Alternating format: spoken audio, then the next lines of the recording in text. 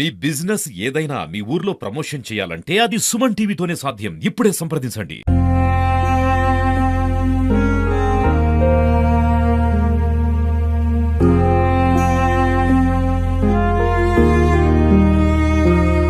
మహబూబ్నగర్ జిల్లా మిడ్జిల్ మండలం చిల్వాడ్ గ్రామంలో చోటు చేసుకుని చెప్పొచ్చు. 8వ తరగతి చదువుతున్న సిద్ధార్థ్ తండ్రి గాలిపటం తీసుకున్నాడని తండ్రిని బెదిరించపోయి ఆత్మహత్య చేసుకున్నాడని తెలుస్తుంది. అసలు ఆత్మహత్య చేసుకున్నాడా బాబు, ప్రమాదవశాత్తు జరిగిందా, అసలు ఏం జరిగింది గ్రామానికి సంబంధించిన ఇంటి వద్ద ఉన్నాం, మనం మాట్లాడుతున్నాము. అన్న, ఏం జరిగింది నిన్న బాబుకి? ప్రమాదవశాత్తు జరిగింది సార్. బాబు నిన్న మార్నింగ్ 9 o'clock ఉంటుంది. ఈ వాళ్ళ ఫాదరు బాబాయ్ ఆయన నుండి శేనుకొంద సిద్ధార్థ అని అడిగినంట. అడిగితే గాలిపటం ఈడ పట్టుకున్నాడంట. అదేదో ఇట్లా కట్టేదానికి చినిగిపోయిందంట. చినిగిపోతే నేను ఇంకో పటం తెచ్చుకుంటా, నాకు అమౌంట్ ఇవ్వని అంటే 20 rupees కూడా ఇచ్చారంట సార్. ఇచ్చినాక శేనుకొంద శేనుకాడ శేను పని ఉంటుంది కదా, జరసేపు అక్కడికి అడకెళ్ళింది. మళ్ళీ ఇంటికి పోతాం దారా ఆడ అని వాళ్ళ ఫాదర్ పిలిస్తే నేను రానన్నా అని అన్నాక, ఎప్పుడు ఇంటికాడనే ఉంటావు, శేనుకి వస్తే ఏమవుతుందిరా అని అన్నాడంట వాళ్ళ ఫాదర్. అంటే వాడి ఇంట్లో కొరికిపోయి పత్తి ఉంది సార్, పత్తి మీదకి వెళ్ళి సబ్జెక్ట్కి ఒక చీర తీసుకొని ఇట్లా ఆడుకుంటా వాళ్ళ ఫాదర్ మీద మీదకి వెళ్ళి పిలిచిండంట.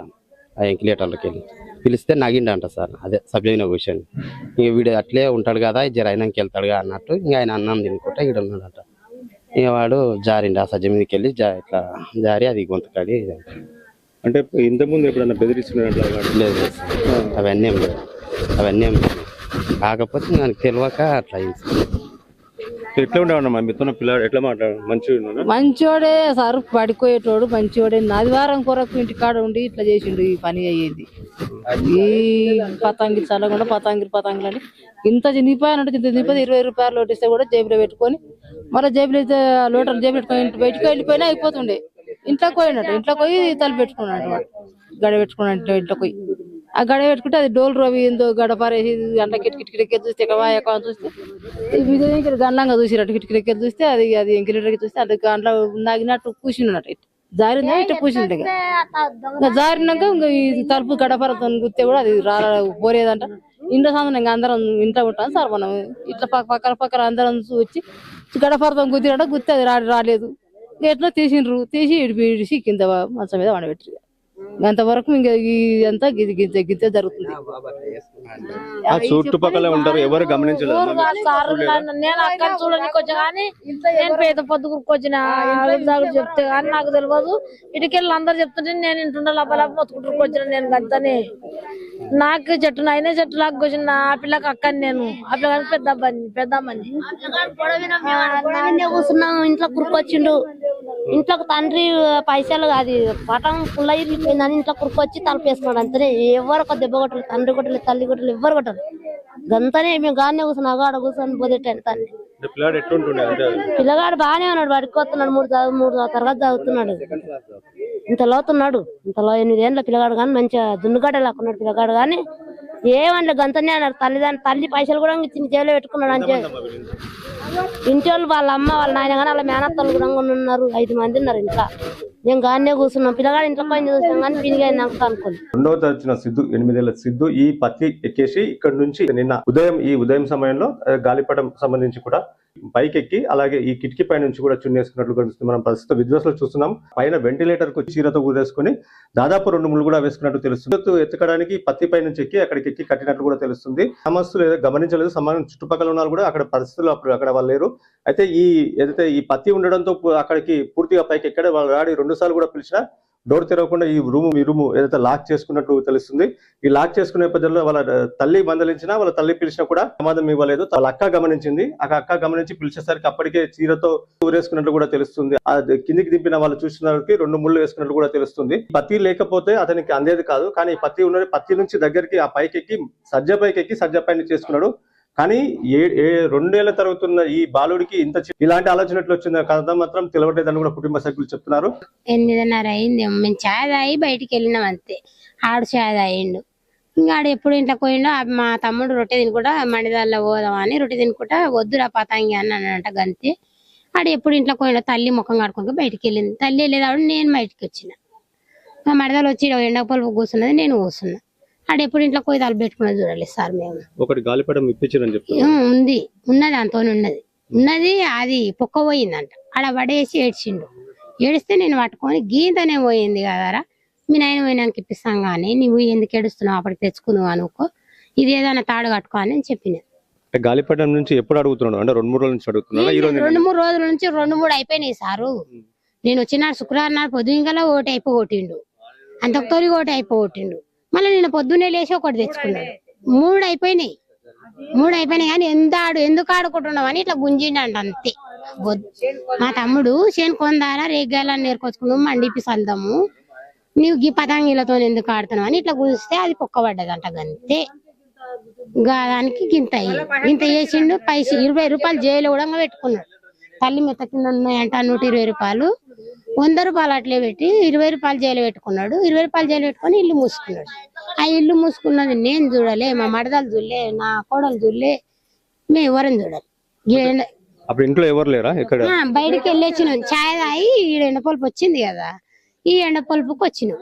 ఎండపొలుపుకి వచ్చి ఏ ముఖం కడగకున్నది, ఏ ముఖం కడుక్కుంటుంటే ఈడ కూర్చున్నాం. ఏ ముఖం కడిగించుకుంటా తల్లి అట్లేదు ఆయన ముఖం కడిగించుకుంటా ఇన్ని పాల కూడా ఆపుదాము, డబ్బు రొట్టె తిని పెడదాం అని బయటకు వచ్చి కూర్చున్నాం. ఇప్పుడు అది చిన్న ఇల్లు అంటే అంత పైకి ఎట్లా ఎక్కిందండి? ఇంకేమి ఎట్లా ఎక్కిండో సార్, ఇంకా పత్తి ఉంది ఇంట్లో, ఇంకా పత్తి వీనికి వెళ్ళి ఎక్కిండో ఎట్లనో కానీ ఇంకా మాకు పాప పుణ్యం తెలియదు సార్. మేము ఎక్కి ఇల్లు మూసుకున్నదే చూడలేదు. ఎప్పుడు గమనించారు ఇంత కాదు? ఇంకా ఈ మా పిల్లనే ఎట్లా గమనించిందో ఏమో, గమనించి ఇంట్లోనే కూర్చున్నాడంట. మా తమ్ముడు 2 మాటల మీద ఎక్కి చూస్తే ఇంట్లో పత్తి మీద కూర్చున్నాడంట. నాగిన్నాడు తండ్రిని చూసి, నవ్వుతున్నాడు, మిద్దె ఎక్కి ఆడు నవ్వుతున్నాడు అని కిందికి వచ్చి 2 మళ్ళా కూర్చున్నాడు. ఈడ కూర్చుంటే ఏంది ఇది ఇట్లా అంటున్నాడు అని నా మనసుకు అనుకున్నా. మళ్ళీ ఒకసారి పోయి గడ ఇట్లా తీసిండు. తీరా ఇంట్లో సంచులు ఉన్నాయి, మండేలు కావాలి, తీరా అని ఇట్లా గడ కొట్టిండు. అట్లా కూడా ఇంకా తీయలేదు. ఇంకా పెళ్ళమే మా మరదలే ఉండి కాపిలగాంతో ఏం అరుస్తున్నావు, ఈడ గిన్నెలు ఉండే తీసుకొని పో సంచులా అని మా మరదలు అన్నది కుర్చీ మీద కూర్చొని. అంటే ఇంకా ఈ పిల్లలు తీసుకున్నది 2 సంచులు తీసుకున్నది. 2 సంచులు తీసుకొని బో పెట్టుకొని బేసిన్ గిన్నెలు పెట్టుకొని అన్ని పెట్టుకొని మళ్ళీ దానికి ఏం అపర బుద్ధి పుట్టిందో మిద్దె ఎక్కి చూసి నాయన తమ్ముడు ఊరు పెట్టుకున్నాడు. ఇంకా అప్పుడే ఎవరు గమనించారు? అది ఎవరు చూసారు? ఇంకా ఆ పిల్లనే గమనించింది, వాళ్ళ అక్కనే గమనించింది, మేము చూడలేదు సార్. ఇంకా నాయన అమ్మ తమ్ముడు ఊరు పెట్టుకున్నాడు అనే వరకు బల మొత్తుకునే వరకు చీర కనిపించింది అంట. మీనికి పోయి చూస్తే గిట్టిక్కడ నాయన ఇట్లా తొంగి చూసిందో తెలియదు. ఇక ఆ పిల్ల మొత్తుకునే వరకు మేము మొత్తుకునే వరకు ఇట్లకెళ్ళి ఉన్న వాళ్ళందరూ గిన్నె కూర్చున్నారు, గడ కూర్చున్నారు ఇలా అందరూ వచ్చి గడపరలు తీసుకొని ఇట్లా కిందికి పత్తి కూలింది ఇట్లా కూర్చున్నాడు అంతే. అంటే అప్పటికే చనిపోయినాం. అప్పటికి పడేవాడకే మేము తలుపు తీసే వరకు చచ్చిపోయింది. అంటే చున్నీకి ఊరేసుకొని ఉందా అది, లేకపోతే అది అకస్మాత్తుగా జరిగింది? గొంతుకున్నది, చీర ఉన్నది. ఇడిచిన వాళ్ళు అన్నారు, ఎవరు ఇడిచిరు ఆ మందిలో అని 2 ముళ్ళు ఉన్నాయి అన్నారు. తెలియదు మంది చాలా మంది వచ్చారు, ఇటుకెళ్ళి మొత్తం వచ్చారు. చీర పెద్ద చీరనే వేసుకున్నారు, ఇట్లా మాట పెద్ద చీరనే వేసుకున్నాడు. ఉదయం పూటనే కదా, ఎవరు అంటే గమనించలేదా? బాబు లోపలికి వెళ్ళి తాళం వేసుకుంటూ మేము గమనించలే, మంచిగా ఉన్నాడు, ఇట్లా వేయలే కదా, కొట్టాలే తిట్టాలే, మేము ఎన్నడన్నా చేసిండనలే, మాకు తెలియదు ఇట్లా చేస్తాడని మాకు అసలు మేము ఎన్నడూ అనుకోలేదు. మేము ఇట్లా చేసిండు అని మాకు ఇదే మైండ్ పడతలేదు. ఇది చిల్వాల్ గ్రామ పరిస్థితి. సిద్ధార్థ 2వ తరగతి చదువుతున్న సిద్ధార్థికి 2 రోజుల కిందట సిద్ధు వాళ్ళ డాడీ ఫోన్ లో గాలిపటం ఎలా ఎగిరేవేయాలని కూడా వీడియోలు చూసినట్టు తెలుస్తుంది. యూట్యూబ్ తరచుగా ఫోన్ చూసేవాడని ఆ యూట్యూబ్ లో గాలిపటం ఎగిరేయాలనే వీడియోలు చూసినట్టు కూడా తండ్రి ఫోన్ లో చూశాడు. అయితే తండ్రి గాలిపటం ఇప్పించడానికి గత 2 రోజుల నుంచి గాలిపటాలు ఇప్పించినప్పటికీ గాలి చిరిగిన గాలిపటం మరొకసారి ఇప్పించాలని కూడా కోరడంతో తండ్రి మందలించడం తెలిసింది. ఈ నేపథ్యంలో అయితే ఇంట్లోకి వెళ్లి పత్తి పైనుంచి ఎక్కి అతనికి సజ్జపైకి ఎక్కి అందించుకున్నాడు. కానీ అతనికి ఆలోచన ఎలా వచ్చిందో కూడా ఆలోచన రావడం 2వ తరగతి విద్యార్థికి అలాంటి ఆలోచన చాలా విరుదు.